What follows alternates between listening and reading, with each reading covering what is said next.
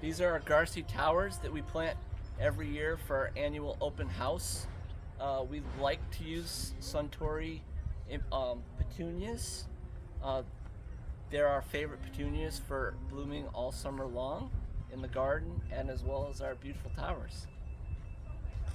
So what exactly is the Garsy Tower? How is it The structured? Garsy towers are rings that stack on top of each other on a center pole, and we fill them with soil, and we plant them with liners around Mother's Day, and keep them in the greenhouse for a couple weeks till Memorial Day, where we put them outside, and they slowly grow, and we feed them, and they turn into these beautiful balls of color that we enjoy all summer long.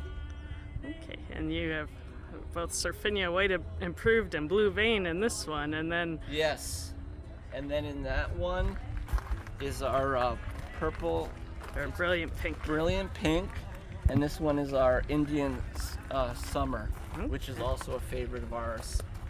Okay.